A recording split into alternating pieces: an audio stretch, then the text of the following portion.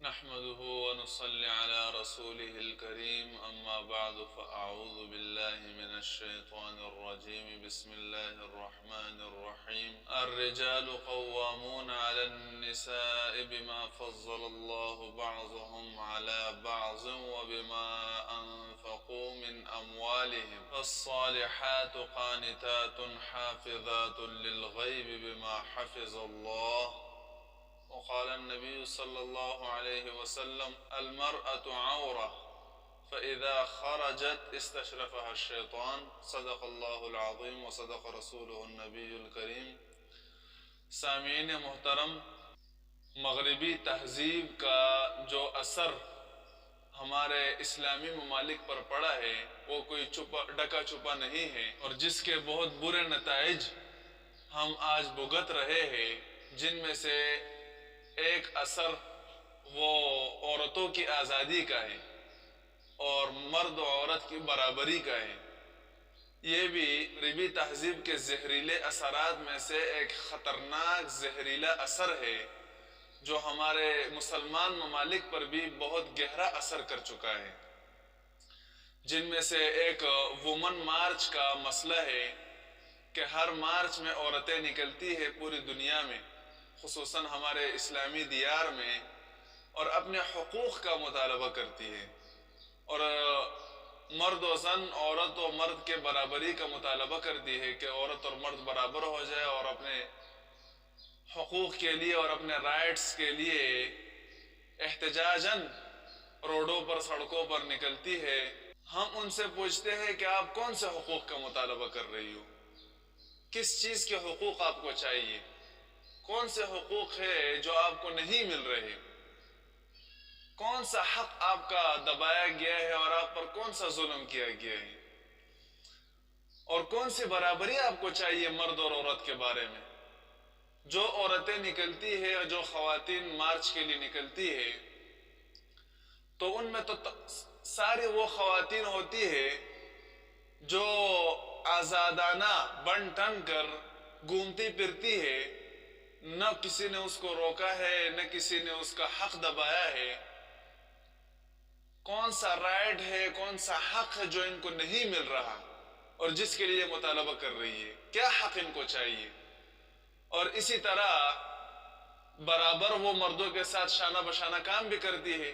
عجیب بات یہ ہے کہ یہی عورتیں جو بنگلوں میں رہتی ہے اور مردوں کے شانہ بشانہ کام بھی کرتی ہے اور ان کو تمام حقوق اور رائٹس بھی مل رہے، فل آزادی ہے ان کو، کس چیز کی پابندی ہے ان پر؟ کہتی ہے کہ بھئی ہم ان عورتوں کے لیے لڑ رہی ہے جن پر ظلم ہو رہا ہے، جن پر تشدد ہو رہا ہے، تو ان کو نکلنا چاہیے تھا۔ وہ خود نہیں نکل رہی، اپنے لیے آواز نہیں اٹھا رہی۔ تمہیں کس نے کہا ہے کہ تم ان کے لیے آواز اٹھاؤ؟ تمہیں کس نے ان کا وکیل بنایا ہے؟ تم نے ان کی وکالت یہ کب سے شروع کی ہے؟ تمہارے اندر اتنی ہمدردی کہاں سے آ گئی کہ تم ان عورتوں کے لیے مطالبہ کر رہی ہو؟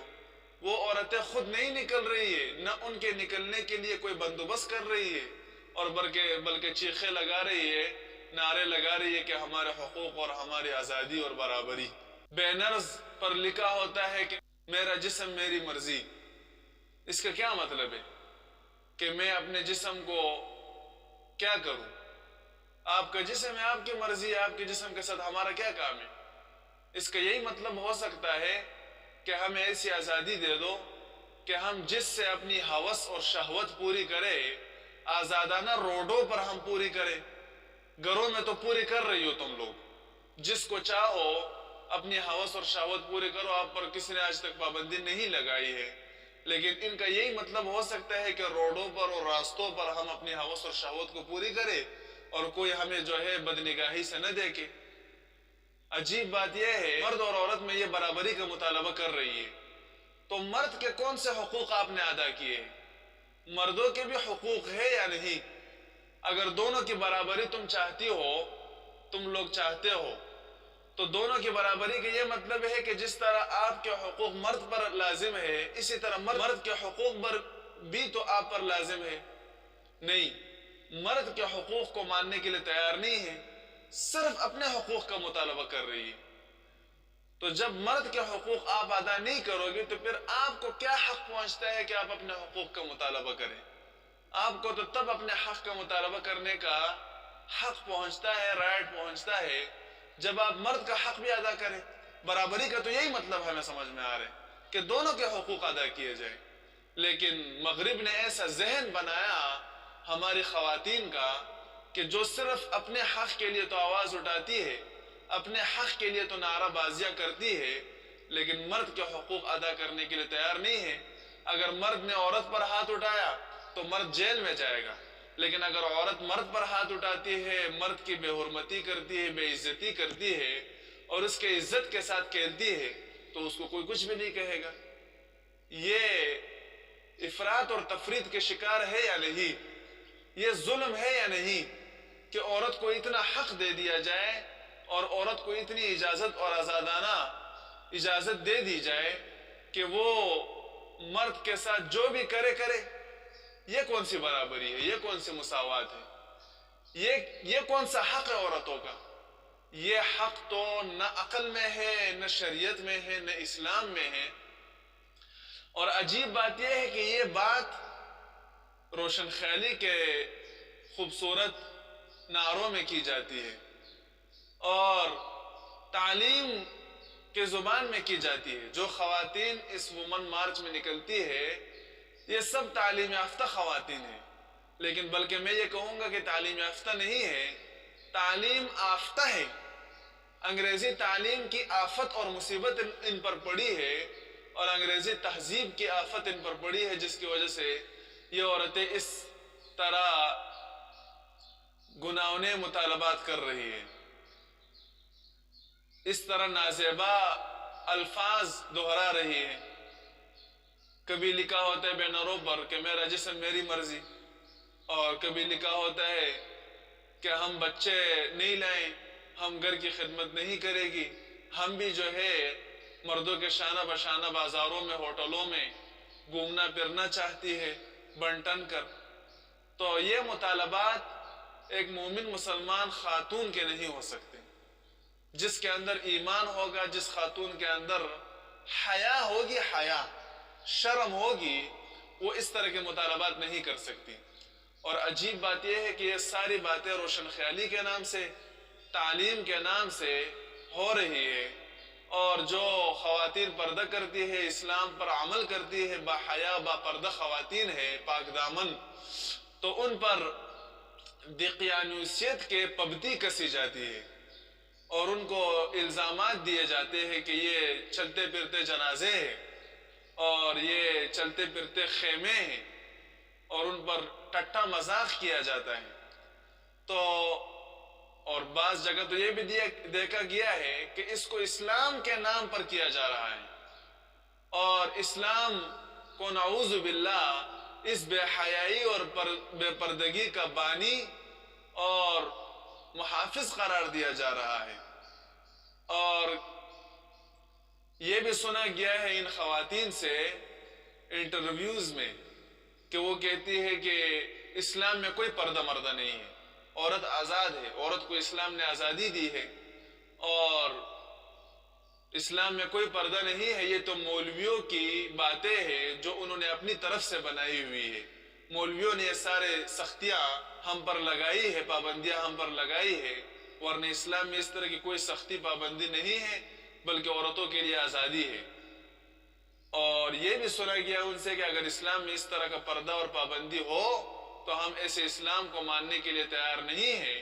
اور یہ بھی کہتے ہیں کہ پردہ تو شرم و حیا کا نام ہے، اگر شرم و حیا آپ کے دل میں موجود ہے تو پھر پردہ کرنے کی کوئی ضرورت نہیں ہے، اور اگر شرم و حیا نہیں ہے تو پھر پردہ کرنے کا کوئی فائدہ نہیں ہے۔ تو ان کی اس باتوں پر ہم تھوڑی روشنی ڈالیں گے اور قرآن اور حدیث کو ہم دیکھیں گے کہ قرآن اور حدیث ہمیں پردے کے بارے میں کیا احکامات دیتے ہیں۔ تو ان کا یہ کہنا کہ پردہ شرم و حیا کا نام ہے، اور اس کا مطلب یہ لینا کہ بن ٹن کر آزادانہ بے حجاب نکل کر عورتیں اور خواتین بازاروں میں، ہوٹلوں میں، کلبوں میں اور دفتروں میں اور ہوٹلوں میں اور شاپنگ مالوں میں بن ٹن کر سنور کر گھومتی پھرتی رہے اور مردوں کی ہوس بری نگاہوں کی پیاس بجھاتی رہے اور ان کے ہوس کا نشانہ بنتی رہے، اس کو اگر یہ لوگ شرم اور حیا سمجھتے ہیں تو ان کی عقل پر لعنت ہے، اور ان کی عقل پر میں توکتا ہوں۔ یہ بھی کوئی عقل ہے، یہ بھی کوئی تعلیم اور تہذیب ہے کہ جانوروں کی طرح اپنی عفت اور عصمت کو نیلام کرتی ہے، پامال کرتی ہے، اور اپنی عزت اور آبرو کی دھجیاں اڑاتی ہے، اور اس کو یہ لوگ شرم و حیا سمجھتی ہے۔ تو ایسی شرم و حیا یہ نہ کسی دین میں ہے، کسی مذہب میں ہے، اور نہ عقل اس کو تسلیم کرتی ہے، بلکہ عقل سلیم اور وحی شرعی جو اللہ کا دین ہے، اسلام ہے، وہ ہمیں شرم و حیا کا پورا طریقہ بتاتا ہے۔ اگر شرم و حیا صرف اسی کا نام ہے کہ دل میں شرم و حیا ہو اور باہر کوئی ضرورت نہیں ہے، تو یہ عقل تسلیم نہیں کرتی اس بات کو۔ شرم و حیا کا وہی تصور مانا جائے گا جس میں عقل سلیم اور فطرت سلیمہ کے مطابق جو اعضاء پر اثر انداز ہو جائے، باہر اس کا اثر ظاہر ہو جائے، تو اس کو ہم شرم و حیا تسلیم کریں گے۔ مثلا اگر کوئی کپڑے اتار کر ننگا برہنہ گھومے پھرے اور وہ یہ کہے کہ شرم و حیا، پردہ تو شرم و حیا کا نام ہے اور میرے دل میں شرم و حیا ہے، تو میرے خیال سے یہ لوگ بھی جو پردے کو شرم و حیا کہتے ہیں، یہ لوگ بھی اس کو ماننے کے لیے تیار نہیں ہوں گے کہ کوئی ننگا اور برہنہ گھومے اور کہے کہ میرے دل میں شرم و حیا ہے، تو اس کو یہ لوگ بھی تسلیم نہیں کریں گے۔ تو اس سے پتہ چلا کہ شرم و حیا کے لیے کچھ ظاہری ڈھانچہ بھی ضروری ہے۔ تو وہ ظاہری ڈھانچہ جس کو شرم و حیا کہا جائے، وہ ہمیں کیسے معلوم ہوگا، کہاں سے معلوم ہوگا، کس طرح معلوم ہوگا؟ تو دنیا کے اور مذاہب میں اور دوسرے دینوں میں اس شرم و حیا کے ڈھانچے کو معلوم کرنا تو مشکل ہے، بلکہ ناممکن ہے، لیکن مسلمانوں کے لیے یہ کوئی مشکل نہیں ہے، کیونکہ ہمارے پاس اللہ رب العزت کا وہ فطری قانون اور اصول موجود ہے جس کو اسلام کہا جاتا ہے، جو ہمیں پوری زندگی میں گائیڈ کرتا ہے، رہنمائی کرتا ہے، اور اس میں ہمیں پردے کے اور شرم و حیا کے مکمل ڈھانچہ اور سٹرکچر ہمیں مکمل طور پر اس میں مل جاتا ہے۔ بس خدا تعالی اور اس کے مقدس رسول صلی اللہ علیہ وسلم نے جو پردے کے مظاہر تجویز کیے ہیں اور جو شرم و حیا کے طریقے تجویز کیے ہیں، وہی فطرت کی آواز ہے، اور تو قرآن اور حدیث کے پاک ارشادات میں ہم اس کو دیکھنے کی کوشش کریں گے۔ سب سے پہلے تو ہم یہ دیکھتے ہیں کہ اللہ رب العزت نے فطری طور پر مرد اور عورت کے جسم ڈول ڈال میں اور وضعی ساخت میں بہت فرق رکھا ہے۔ عورت کے سر سے لے کر پاؤں تک اور مرد کے سر سے لے کر پاؤں تک آپ دیکھیں گے تو اس میں برابری آپ کو نظر نہیں آئے گی، مساوات نظر نہیں آئے گی، اس میں آپ کو بہت فرق نظر آئے گا۔ تو اس فرق کا لازمی تقاضا یہ ہے کہ ان کے فرائض میں اور ڈیوٹیز میں بھی فرق ہو جائے، اور عورت کو اللہ رب العزت نے بنایا ہی ایسا ہے، اس کی تخلیق ہی ایسی فرمائی ہے کہ وہ سراپا ستر ہے، پردہ ہے۔ عورت سر سے لے کر پاؤں تک عورت ہے۔ عورت کا معنی ہی چھپانے کی چیز ہے، عورت کا معنی ہے چھپانے کی چیز، جس چیز کو چھپانا ضروری ہو، لازم ہو، اس کو عورت کہا جاتا ہے۔ عربی میں شرمگاہ کو عورت غلیظہ کہا جاتا ہے، عورت، تو عورت کا معنی ہی پردے کی چیز ہے۔ عورت کو اللہ رب العزت نے بنایا ہی ایسا ہے کہ اس کو چھپایا جائے، ڈھانکا جائے اور اس کو پردہ کرایا جائے۔ اسی وجہ سے خالق کائنات نے عورت کو بلا ضرورت گھر سے نکلنے کی اجازت بھی نہیں دی، تاکہ گوہر آبدار ناپاک نظروں سے محفوظ رہ سکے۔ اسی وجہ سے سورۃ الاحزاب آیت نمبر 33 میں اللہ رب العزت ارشاد فرماتے ہیں وَقَرْنَ فِي بُيُوتِكُنَّ وَلَا تَبَرَّجْنَ تَبَرُّجَ الْجَاهِلِيَّةِ الْأُولَىٰ، تم اپنی گھروں میں ٹکی رہو، ٹہری رہو، گھروں میں بیٹھ جاؤ، وَلَا تَبَرَّجْنَ تَبَرُّجَ الْجَاهِلِيَّةِ الْأُولَىٰ، اور باہر مت نکلو پہلی جاہلیت کی طرح بن ٹن کر. یعنی اسلام سے پہلے جو جاہلیت کا زمانہ تھا اس میں عورتیں اور خواتین بن ٹھن کر نکلتی تھی اور بازاروں میں بے حجاب گھومتی پھرتی تھی. تو اسلام نے ان کو منع کر دیا، قرآن نے ان کو باہر نکلنے سے، بے پردہ نکلنے سے منع کر دیا. اور اللہ رب العزت نے عجیب نکتہ بیان فرمایا کہ جاہلیت اولا پہلی جاہلیت کی طرح، یعنی اس سے اشارہ کر دیا کہ ایک دوسری جاہلیت بھی آنے والی ہے جس میں عورت ابلیس کے دامن تزویر میں دوبارہ پھنس جائے گی اور پھر اس طرح جاہلیت والے کام شروع کر دے گی. لیکن عجیب بات یہ ہے کہ پہلے تو نیری جاہلیت تھی جس کو سب لوگ جاہلیت سمجھتے تھے، لیکن ہمارے زمانے میں اس جاہلیت پر تعلیم کا لیبل لگا دیا گیا ہے، روشن خیالی کی چادر اس پر ڈالی گئی ہے، جس میں عورتیں اپنی فطری خصوصیات اور امتیازات کو جاہلیت جدیدہ کے سیلاب میں نظر کر دیا ہے. اسی طرح آپ صلی اللہ علیہ وسلم نے صنف نازک کو سراپا سطر قرار دے کر اس کو گھر میں بیٹھنے کی ترغیب، اس کے باہر نکلنے کو ناجائز قرار دیا. آپ صلی اللہ علیہ وسلم نے ارشاد فرمایا المرأۃ عورۃ، اور عورت سراپا سطر ہے، چھپانے کی چیز ہے. فَإِذَا خَرَجَتْ، پس جب عورت گھر سے نکلتی ہے، استشرفها الشیطان، تو شیطان اس کی تانک جانک کرتا ہے، اس کے انتظار میں بیٹھا ہوتا ہے اور اس کو خوبصورت کر کے لوگوں کو دکھاتا ہے تاکہ لوگ اس کی طرف مائل ہو جائیں. ترمذی شریف کی روایت ہے. اسی طرح عورت کو تو باہر نکلنے کی اجازت ہی شریعت نے نہیں دی، گھروں کی ذمہ داری اللہ رب العزت نے عورتوں کے سپرد کی اور باہر کی ذمہ داری اللہ رب العزت نے مردوں کے سپرد کر دی. دونوں کی جسمی ساخت اور وضع کے لحاظ سے جو فرق ہے، یہی فرق اللہ رب العزت نے ان کے ڈیوٹیز اور فرائض میں رکھا. جو ذمہ داری مرد پر رکھی تو وہ اس کے جسمی ساخت اور طاقت کے مطابق ہے، اور جو ذمہ داری عورت پر رکھی، چونکہ عورتیں بچہ جنتی ہے اور اکثر وقت ناپاک رہتی ہے، تو یہ بھی تقاضا کرتا ہے کہ وہ گھروں میں رہے.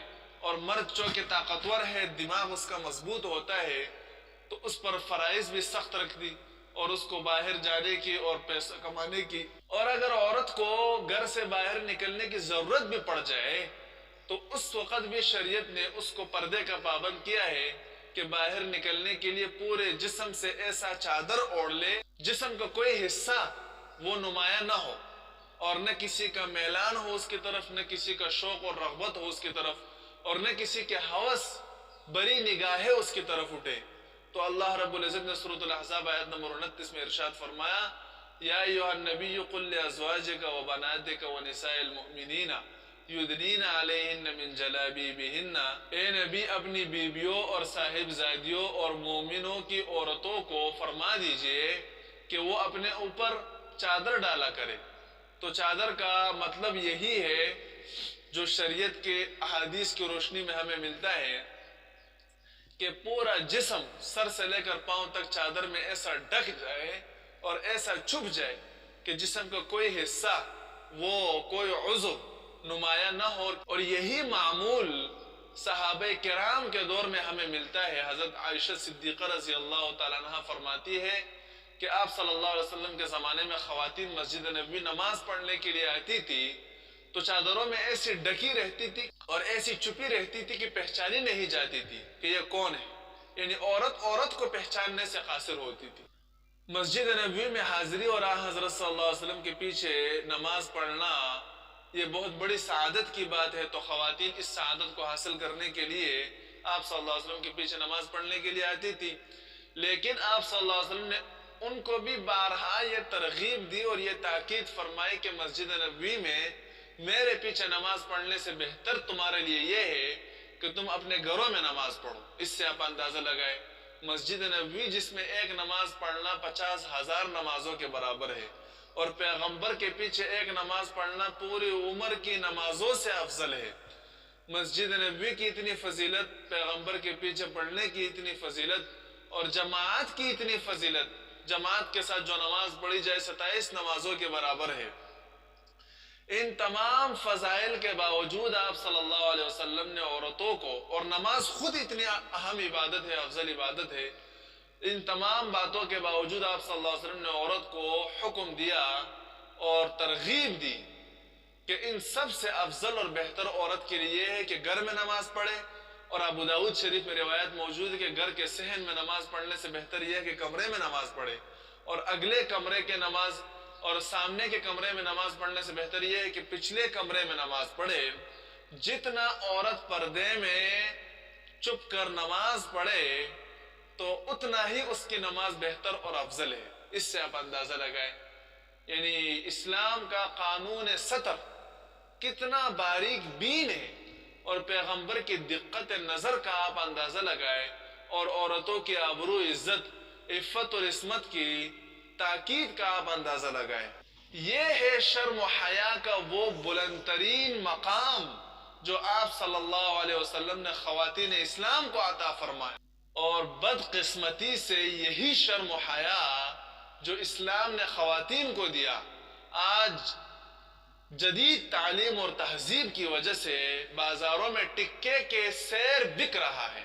تو پردے کا جو یہ حکم ہے کہ پورے جسم کو چادر سے ڈھانپ لیا جائے، یہ سیدھے سادے ڈھیلے ڈالے برقعے سے بھی یہ فائدہ حاصل کیا جا سکتا تھا، اور اس سے بھی پورا جسم ڈھک لیا جاتا تھا. برقع بھی اسی مقصد کے لیے ہوتا ہے کہ پورا جسم اس سے ڈھک لیا جائے اور جسم کا کوئی عضو وہ نمایاں نہ ہو، کسی کا میلان اس کی طرف نہ ہو. لیکن ہماری بدبختی اور بدقسمتی یہ ہے کہ جدید تہذیب نے برقعے کو بھی ایسی نمائش گاہ بنا لیا کہ آج کل کے برقعوں کو بھی پردے کی ضرورت ہے، اور ہمارے برقعوں کو بھی برقعے کی ضرورت ہے. ایسی برقعے بنا ڈالے کہ وہ برقع پہن کر بھی جب خاتون باہر نکلتی ہے تو برقعے کے بغیر اس کی طرف اتنا میلان نہیں ہوتا جتنا برقعے کے اندر اس کی طرف میلان ہوتا ہے. اور برقع ایسا تنگ ہوتا ہے کہ پورے جسم کے اعضاء ڈیل ڈول سارے اس کے کھلے نظر آتے ہیں، اور سطر سے زیادہ اس کی نمائش ہوتی ہے. تو ایسے برقعوں کا استعمال کرنا بھی ناجائز ہے، اور پردے اور سطر کے خلاف ہے ایسے برقعے. بلکہ ایسے ڈھیلے ڈالے برقعے استعمال کیے جائیں جن میں پردے کا مقصد حاصل ہو جائے. اور عورت جب گھر سے نکلتی ہے تو اس کو صرف یہ تاکید نہیں کی کہ بھئی پردہ کر لے اور برقع پہن لے، چادر ڈھانپ لے، بلکہ اس کے ساتھ ساتھ مزید مسلمان مردوں کو بھی اللہ رب العزت نے یہ حکم دیا کہ اپنی نظروں کو جھکا لے، اور مسلمان خواتین کو بھی اسلام نے یہ ترغیب اور یہ تاکید کی ہے کہ اپنی نظروں کو جھکا لے. نہ مرد نہ محرم عورت کو دیکھے پردے کے باوجود بھی، اور نہ عورت نہ محرم مردوں کو دیکھے، نہ عورت نہ محرم مردوں کو دیکھے. دیکھو اس سے آپ اندازہ لگائے کہ اسلام عفت اور پاک دامنی کی کتنی ترغیب دیتا ہے. سورۃ النور آیت نمبر 30-31 میں اللہ رب العزت ارشاد فرماتے ہیں قل للمؤمنین، اے پیغمبر آپ مومنین کو ارشاد فرما دیجئے یغضوا من ابصارہم کہ اپنی نظریں جھکا لیا کرے، وَيَحْفَظُوا فُرُوجَهُمْ اور اپنے شرمگاہوں کی حفاظت کرے. ذَلِكَ أَزْكَى لَهُمْ یہ ان کے لیے بہت پاکیزہ بات ہے. یعنی نظروں کو جھکانا یہ شرمگاہ کی حفاظت ہے. اگر نظروں کو نہیں جھکایا تو شرمگاہ بھی پھر محفوظ نہیں رہے گی. نظر یہ شیطان کا تیر ہے، یہ جب غلط جگہ لگتی ہے یہ تیر تو اس سے شرمگاہ بھی پھر غیر محفوظ ہو جاتی ہے، شرمگاہ کی بھی پھر حفاظت نہیں ہوتی. شرمگاہ کی حفاظت کا جو سب سے پہلا اقدام ہے وہ نظر کو جھکانا. اسی طرح اللہ رب العزت نے عورتوں کو بھی مخاطب کیا، عورتوں کے لیے بھی ارشاد فرمایا وَقُلْ لِلْمُؤْمِنَاتِ اے پیغمبر آپ مومن عورتوں کو فرما دیجئے یغضضن من ابصارہن کہ وہ بھی اپنی نظریں جھکائے رکھے، وَيَحْفَظْنَ فُرُوجَهُنَّ اور اپنی شرمگاہ کی حفاظت کرے، وَلَا يُبْدِينَ زِينَتَهُنَّ اور اپنی زینت اور حسن کی اپنی زینت کی نمائش نہ کرے، اپنی زینت کو ظاہر نہ کرے. وَلَا يَضْرِبْنَ بِأَرْجُلِهِنَّ لِيُعْلَمَ مَا يُخْفِينَ مِنْ زِينَتِهِنَّ اور اپنا پاؤں اس طرح نہ رکھے کہ جس سے ان کے مخفی زینت معلوم ہو جائے. اسی طرح عورت کو جب باہر نکلتی ہے تو خوشبو لگانے سے، پازیب پہننے سے بھی شریعت نے منع کیا ہے، جس سے نامحرم مردوں کا میلان اس کی طرف ہو جائے۔ اور ایک ہدایت یہ بھی دی گئی ہے کہ اگر نامحرم پر اچانک نظر پڑ جائے تو فوراً ہٹا لے، تاکہ دوبارہ قصدن دیکھنے کی کوشش نہ کرے۔ حضرت بریدہ بن حصیب اسلمی رضی اللہ تعالیٰ عنہ فرماتے ہیں کہ حضرت علی رضی اللہ تعالیٰ عنہ کو آپ صلی اللہ علیہ وسلم نے ارشاد فرمایا، یا علی، اے علی، لا تتبع النظرة النظرة، نظر کے بعد دوبارہ نظر مت کرو، فإن لك الأولى وليست لك الآخرة، کیونکہ پہلی نظر وہ تو بغیر قصد دیکھنے کی وجہ سے معاف ہے، لیکن جب دوبارہ آپ دیکھو گے تو اس میں آپ کا قصد و ارادہ ہوگا، اس وجہ سے پھر وہ معاف نہیں ہوگی، گناہ ملے گا۔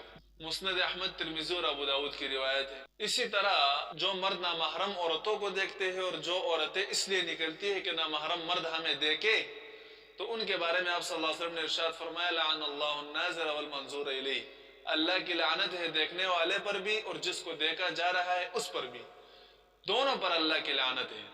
اور ایک حدیث میں آپ صلی اللہ علیہ وسلم نے ارشاد فرمایا کہ دو شخص ایسے ہیں جو جہنمی ہے لیکن میں نے ان کو نہیں دیکھا، ان میں سے ایک نساء، وہ خواتین عورتیں ہیں، کاسیات، جو کپڑے تو پہنی ہوگی، عاریات، لیکن ننگی ہوگی، کپڑے پہن کر بھی ننگی ہوگی۔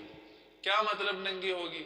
تو اس کا ایک مطلب تو یہ ہے کہ کپڑے اتنے چھوٹے ہوں گے تو نہ پہننا اور پہننا ان کا برابر ہوگا، جیسے عام طور پر ہماری جدید تعلیم یافتہ اور جدید تہذیب یافتہ خواتین جس طرح چھوٹے چھوٹے کپڑے پہنتی ہے، جس کے ان کے سر کے بال تو ویسے بھی کھلے ہوتے ہیں اور ہاتھ اور پاؤں سارے کھلے ہوتے ہیں، بلکہ بعض خواتین کے پیٹ اور پیٹھ بھی کھلی ہوتی ہے، تو یہ کپڑے پہنے یا نہ پہنے دونوں برابر ہے، یہ ننگی ہے، ان کا پہننا اور نہ پہننا برابر ہے، کوئی فرق نہیں پڑتے ان کے پہننے سے۔ تو یہ عورتیں بھی ہیں۔ اور دوسرا مطلب یہ ہے کہ کپڑے تو پورے جسم پر ہوں گے، لیکن یہ ہے کہ اتنے تنگ ہوں گے کہ ایسا نظر آئے گا کہ جسم ہی نظر آ رہا ہے، کپڑے نظر ہی نہیں آئیں گے، اتنے تنگ ہوں گے جس سے جسم کے سارے اعضاء وہ کھل کر نمایاں ہوتے ہیں اور ان کی نمائش ہوتی ہے، تو یہ کپڑے بھی اس میں داخل ہیں۔ اور تیسرا مطلب یہ ہے کہ وہ کپڑے اتنے باریک ہوں گے کہ ان سے اندر کا جسم کھل کر نظر آئے گا، اور موٹے اتنے نہیں ہوں گے کہ جس سے جسم چھپ جائے۔ اور یہ تینوں باتیں آج کل کے تمام خواتین میں موجود ہے، یا کپڑے چھوٹے ہوں گے، یا تنگ ہوں گے، اور یا بالکل باریک ہوں گے۔ تو ان کے بارے میں آپ صلی اللہ علیہ وسلم نے ارشاد فرمایا کہ جہنمی عورتیں مائلات، خود بھی نامحرم مردوں کی طرف مائل ہوتی ہے، دیکھتی ہے اور مردوں کو، اور ممیلات، اور مردوں کو بھی اپنی طرف مائل کرتی ہے، مائل کرنے والی ہے۔ اور رؤوسہن کاسنمۃ البخت، اور ان کے سر وہ بختی اونٹ کے کوہان کی طرح ہے، یعنی جس طرح بختی اونٹ کا کوہان ابھرا ہوا ہوتا ہے تو ان کے سر بھی چوٹیاں اس طرح سر کے اوپر بنا کر کوہان کی طرح اس کو ابھرا ہوا دکھائی دیتا ہے۔ تو یہ ہمارے معاشرے میں اور ہمارے زمانے میں یہ بات 100% ثابت ہو گئی ہے، اور یہی خواتین، انہی خواتین کے بارے میں آپ صلی اللہ علیہ وسلم نے ارشاد فرمایا کہ یہ جہنمی ہے۔ تو ہماری بدقسمتی سے دور جدید میں عورتیں عریانی اور بے حیائی، بے حجابی کو، بے حجابی کے سیلاب میں اس طرح بہہ گئی ہے کہ مغرب تو اس کا خمیازہ ابھی بھگت رہا ہے، اور ہمارا عائلی نظام بھی اس سے تلپٹ ہو رہا ہے۔ غیرت، حیا اور شرم نام کی کوئی چیز باقی نہیں رہی ہے، یہ لفظ ہی ان کی ڈکشنری سے غائب ہو گیا ہے۔ لیکن ابلیس کا جذبہ شہوانی و عریانی ہنوز تشنہ ہے، مغرب مذہب سے آزاد ہے، تو اس وجہ سے ان میں مادر پدر کی کوئی فرق نہیں ہے، وہ تو جانوروں کی طرح زندگی گزارتے ہیں، جس طرح جانور اپنے ماں اور اپنی بہن پر چڑھتے ہیں، اس طرح مغربی لوگ بھی زندگی گزارتے ہیں، ان میں تو پردہ نام کی، غیرت اور حیا نام کی کوئی چیز ہے ہی نہیں۔ لیکن سب سے بڑی مشکل یہ ہے کہ ہمارے مسلمان ممالک میں اسلام کے نام پر جو بے حیائی اور بے حجابی، عریانی اور شہوت پرستی کا سیلاب امڑ آیا ہے، اور جو طوفان آیا ہوا ہے، تو اس کے روک تھام کے لیے ایک تو مسلمانوں کی بھی کوشش کرنی چاہیے، اور ایک حکومتی طبقے کی سب سے بڑی ذمہ ہے جو برسر اقتدار طبقہ ہے کہ وہ اس کا روک تھام کرے. لیکن ہماری بہت بڑی بدقسمتی اور بدبختی یہ بھی ہے کہ ہمارا برسر اقتدار طبقہ وہ اس کو باقاعدہ سپورٹ کر رہا ہے اور اس کے لیے وہ انتظامات کر رہا ہے، پروٹوکول دے رہا ہے. تو ہم اب کس کو اپنی شکایت کریں؟ بس اللہ کو. فَإِلَى اللَّهِ الْمُشْتَكَى. لیکن مسلمانوں کو چاہیے کہ اپنے گھروں کے ماحول کو کم سے کم اس بے دینی اور بے غیرتی سے محفوظ رکھے. آپ صلی اللہ علیہ وسلم نے ارشاد فرمایا کہ دیوس آدمی جنت میں نہیں جائے گا. صحابہ نے پوچھا کہ اللہ کے پیغمبر دیوس کون ہے؟ آپ صلی اللہ علیہ وسلم نے ارشاد فرمایا کہ دیوس وہ شخص ہے کہ جس کا اہل الذی خبث فی اہلہ، جو اپنے اہل میں خبیث ہے، یعنی اس کی ماں، اس کی بیٹی، اس کی بہن اور اس کی بیوی بے پردگی کے کام کرتی ہے، بے حیائی کے کام کرتی ہے، اور یعنی اور شہوت پرستی کے کام کرتی ہے، اور وہ خبیث دیوس آدمی وہ بے غیرتی سے اور بے حیائی سے ان کو دیکھتا ہے اور کچھ بھی نہیں کہتا، اور اس کو عورتوں کی آزادی سمجھا جاتا ہے، عورتوں کی برابری سمجھا جاتا ہے. دنیا کا سب سے بڑا دیوس آدمی ہے وہ جس کی ماں، جس کی بہن، جس کی بیٹی، جس کی بیوی وہ آوارہ پھرتی ہے اور نامحرم مردوں کے ساتھ اس کے تعلقات ہوتے ہیں، گرل فرینڈ اور بوائے فرینڈ بناتی ہے اور ناجائز تعلقات رکھتی ہے.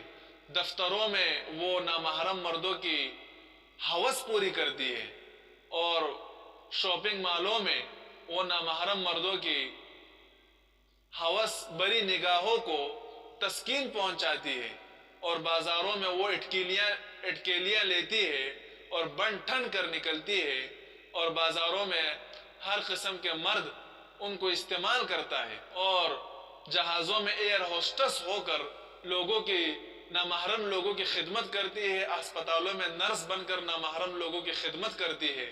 اس کو وہ بے غیرتی اور بے حیائی نہیں سمجھتی، اس کو وہ ظلم و تشدد نہیں سمجھتی. لیکن جب اس کو گھر میں رانی کی طرح رکھا جاتا ہے، اس کو محفوظ کر دیا جاتا ہے، اس کی حفاظت کی جاتی ہے، اس کے لیے اس کا خرچہ کیا جاتا ہے، اس کو عزت دیا جاتا ہے، اس کے احترام کی جاتی ہے، تو اس کو وہ دقیانوسیت سمجھتی ہے، اس کو وہ ظلم و تشدد سمجھتی ہے، اور اس کو جو ہے وہ روشن خیالی کے خلاف سمجھتی ہے.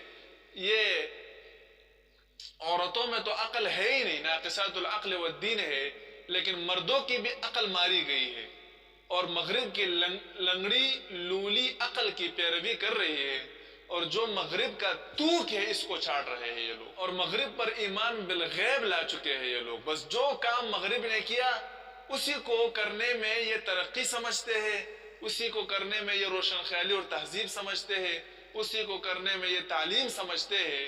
حالانکہ یہ تعلیم نہیں ہے، یہ تعلیم کے نام پر دبہ ہے، بدنما داغ ہے، انسانیت کا قتل ہے، خون ہے یہ، اور حیا اور شرم کا خون بہانا ہے. یہ تعلیم جو انسان کو اللہ سے دور کر دے یہ تعلیم نہیں، جہالت کہلانے کے زیادہ مناسب ہے. اس کو تعلیم نہیں کہا جا سکتا.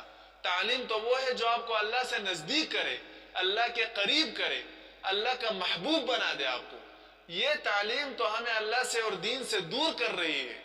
اس وجہ سے اس کو تعلیم کہنا بھی تعلیم کے ساتھ ظلم ہے. اور ان جیسے لوگوں کے بارے میں شاعر مشرق علامہ اقبال مرحوم نے بہت زبردست فرمایا، بہت زبردست بات کہی. فرمایا اللہ سے کرے دور تو تعلیم بھی فتنہ، املاک بھی اولاد بھی جاگیر بھی فتنہ، ناحق کے لیے اٹھے تو شمشیر بھی فتنہ، شمشیر ہی کیا نعرہ تکبیر بھی فتنہ. تو یہ تعلیم نہیں ہے، یہ جہالت ہے، فتنہ ہے، اور اس زمین میں سب سے بڑا فساد ہے. یہ بدامنی پھیلانے کا سب سے بڑا ذریعہ ہے. اب اس سے آپ اندازہ لگائیں کہ جو عورتیں نکلی ہیں اپنے آزادی کے مطالبے کے لیے، اپنے حقوق کے مطالبے کے لیے، ان عورتوں سے آپ پوچھیں کہ آپ نے مردوں کے حقوق ادا کیے یا نہیں. آپ کے گھر میں جو آپ کے مرد ہے، بھائی ہے، باپ ہے، شوہر ہے، بیٹا ہے، ان کے بھی کوئی حقوق ہے یا نہیں؟ ان کے بھی کوئی رائٹس ہے یا نہیں؟ ان کے حقوق ماننے کے لیے عورتیں تیار نہیں ہیں، اور نہ مغرب تیار ہے. اور مغرب کا اصل مقصد اس آزادی میں یہ ہے کہ عورت کو ہم ٹشو پیپر کی طرح ہر جگہ استعمال کرتے رہے، کیونکہ اگر عورتیں پردہ کرے گی اور صرف اپنے شوہر کے ساتھ خاص رہے گی گھر میں، تو پھر باہر کے لوگ جو ہے وہ ان کو کیسے استعمال کریں گے؟ مغرب وہ تو مذہب سے آزاد ہے، وہ تو یہ چاہتا ہے کہ روزانہ نئی عورت کو استعمال کرے ٹشو پیپر کی طرح۔ تو یہی ہوا، جو عورتیں آزادی کا نعرے لگا رہی ہے، انہی کو مغرب زدہ لوگوں نے ایسا استعمال کیا کہ پھر بعد میں وہ خون کے آنسو روتی ہے۔ جب ان کی زندگی تباہ و برباد ہو جاتی ہے، پھر وہ خون کے آنسو روتی ہے اور پھر افسوس کرتی ہے، لیکن افسوس سے پھر کچھ بھی نہیں ہوتا۔ افسوس سے احتیاط بہتر ہے۔ تو یہی خواتین ہوتی ہے کہ جن کے ساتھ پھر ریپ ہوتا ہے، زبردستی ان کا عزت اور عفت کو لوٹ لیا جاتا ہے، کیونکہ یہی خواتین مردوں کو مجبور کرتی ہے ہوس اور شہوت رانی پر، خواہش پرستی پر، اور پھر جب ان کا ریپ کیا جاتا ہے، ان کی عزت اور عفت کو لوٹ لیا جاتا ہے، تو پھر میڈیا پر آ کر رونا روتی ہے کہ ہماری عزت لوٹ لی گئی۔ تو تمہیں کس نے کہا تھا کہ باہر نکلو؟ یہی تو اسلام کہتا ہے کہ باہر نہیں نکلو۔ اسلام کا اصل مقصد یہ ہے کہ بے حیائی اور یعنی فحاشی، شہوت پرستی وہ ختم ہو جائے، کیونکہ شہوت پرستی میں مزہ تو بہت ہے لیکن انجام اس کا بہت برا ہے، اور حیا، پاک دامنی میں اور پردے میں مزہ تو نہیں ہے لیکن اس کا انجام بہترین ہے۔ اس سے انسان کی زندگی پرسکون، پر اطمینان ہو جاتی ہے اور ایک بہترین انسان بن جاتا ہے آدمی سے۔ تہذیب تو یہی ہے، تعلیم تو یہی ہے، یہی تو انسانیت انسان میں اور حیوان میں فرق ہے کہ حیوان اس میں کوئی تمیز نہیں ہوتی، نہ اس کا کوئی لباس ہوتا ہے، نہ ماں باپ اس کے معلوم ہوتے ہیں، نہ بہن بھائی اس کے معلوم ہوتے ہیں، نہ کوئی حیا ہوتی ہے، نہ کوئی پردہ ہوتا ہے، جہاں پر چاہا اپنی ہوس، اپنی خواہش پوری کر لی۔ اگر انسان بھی اسی طرح زندگی گزاریں گے تو انسان اور جانوروں میں کوئی فرق نہیں رہے گا، بلکہ یہ انسان نما جانور کہلائے گا، بلکہ یہ انسان جانوروں سے بھی بدترین جانور ہے، کیونکہ جانوروں میں تو عقل نہیں ہے، تعلیم نہیں ہے، وہ اگر کریں گے تو جانور ہے تو کریں گے، ان کا کام یہی ہے۔ اگر انسان کرے گا عقل کے باوجود، تعلیم کے باوجود، سمجھ بوجھ کے باوجود، تو یہ جانوروں سے بھی بدترین ہے۔ اور جن مردوں کی عورتیں نکلتی ہے اس مارچ میں، جن کی مائیں نکلتی ہے، جن کی بہنیں نکلتی ہے، جن کی بیٹیاں نکلتی ہے، جن کی بیویاں نکلتی ہے، وہ مرد پرلے درجے کے بے غیرت، بے شرم اور بے حیا قسم کے مرد ہے، اور دنیا کے اعلیٰ ترین دیوس ہے یہ لوگ۔ اور جو مرد ان عورتوں کو سپورٹ کرتے ہیں، پرلے درجے کے کم عقل، بے وقوف، ناسمجھ، بے غیرت، بے حیا، بے شرم، جتنے بھی ان کی برائی کی جائے وہ کم ہے۔ ایسے بے غیرت مردوں کے ساتھ ہمارا واسطہ پڑا ہے جو عورتوں کے پیچھے کھڑے ہیں۔ مرد تو مرد ہے، اپنی مردانگی دکھائے، آگے کھڑا ہو، عورت کو پیچھے کھڑا کرے۔ الرجال قوامون علی النساء بما فضل اللہ بعضهم علی بعض۔ مردوں کو تو اللہ رب العزت نے عورتوں کا نگران بنایا ہے کہ عورتوں کی نگرانی کرے، ان کی حفاظت کرے، ان کو جواہر اور موتیوں کی طرح سنبھال کر کے رکھے۔ جیسے جواہر اور موتی وہ قیمتی ہوتے ہیں تو ان کو لوگ سنبھال کر کے رکھتے ہیں، جو چیز قیمتی ہوتی ہے تو اس کو چھپایا جاتا ہے، اور جو بے قیمت ہوتی ہے تو وہ ہر جگہ جو ہے گری پڑی ہوتی ہے۔ تو عورت تو قیمتی چیز ہے، اس کو تو اسلام نے ایک قیمت دی ہے، اسلام نے اس کو ایک مقام دیا ہے، فضیلت دیا ہے۔ مثلا عورت ماں ہوگی تو ماں کی کتنی فضائل شریعت نے بیان کیے، اور کتنا بڑا مقام دیا ماں کو کہ اس کے پاؤں تلے جنت قرار دی۔ بہن ہوگی، بہن کو بہت بڑا مقام، عزت اور احترام شریعت نے دیا۔ بیوی کے حقوق بیان کیے، وَلَهُنَّ مِثْلُ الَّذِي عَلَيْهِنَّ بِالْمَعْرُوفِ۔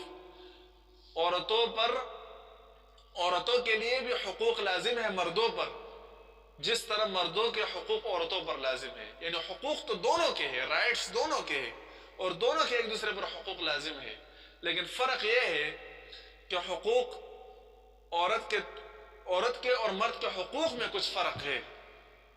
وہ فرق یہ ہے کہ عورت گھر کو سنبھالے، گھر کی وہ خانداری کرے اور خاتون خانہ بن جائے، شمع انجمن نہ بنے، مجلسوں کی اور محفلوں کی خوبصورتی اور زینت نہ بنے، اپنے حسن کی زیبائش نہ کرے.